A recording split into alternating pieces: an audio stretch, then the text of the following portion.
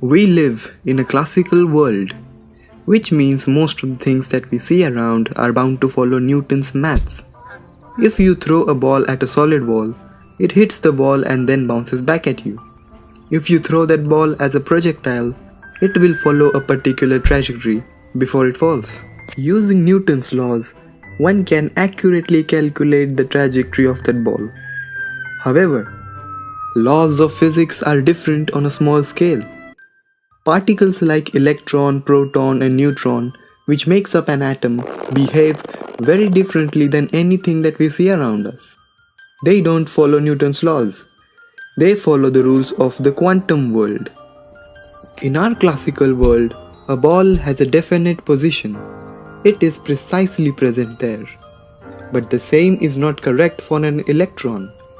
There is a certain probability for an electron to be present at a particular point in space. So, there is some chance for an electron to be present here, some possibility that it is there. One cannot say with absolute certainty that it is at that point. One can only talk about its probability. Further, when you measure its position, its probability cloud is lost, and now it takes a definite point in space.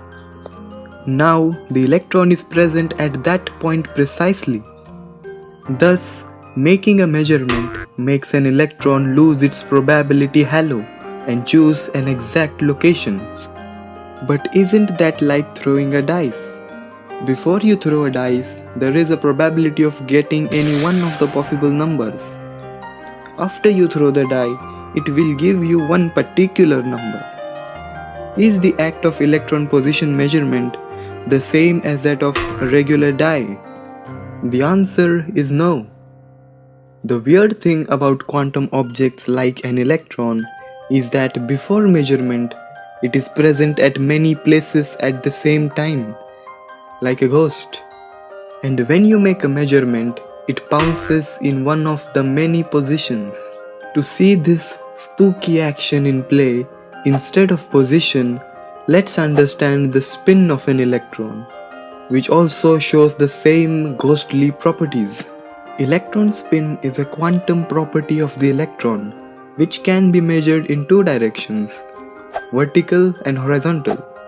After the measurement, there is a 50% chance of getting a spin up state and 50% chance of spin down state. Remember, electron spin has nothing to do with an electron spinning like a ball. Spin is the property of electron itself, just like the mass and charge of an electron. It's just that scientists are not good at naming things. Now, let's take two electrons and pass them through our machine.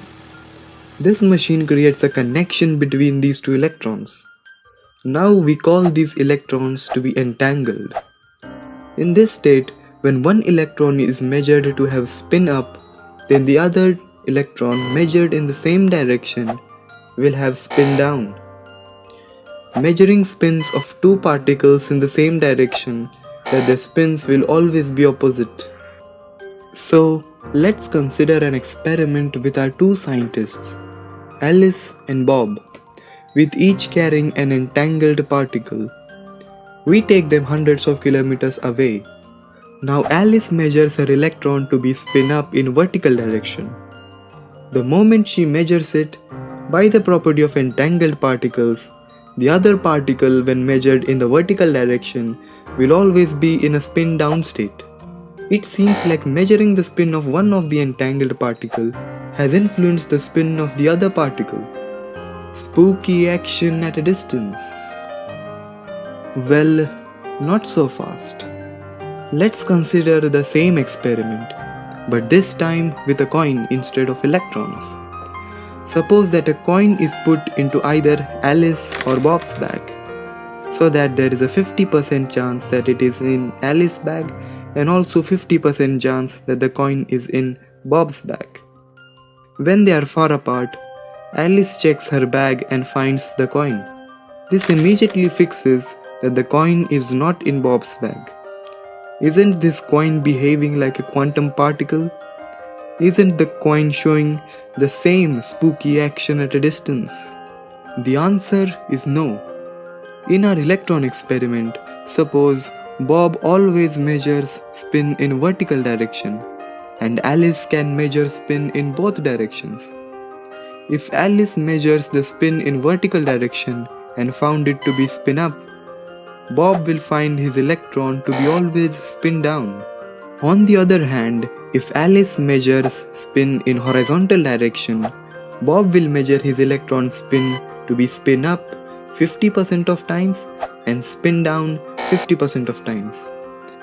It is this choice of measurement, horizontal or vertical, by Alice that affects the outcome of Bob's electron. In the case of coin, there was no such choice affecting the result of other partner.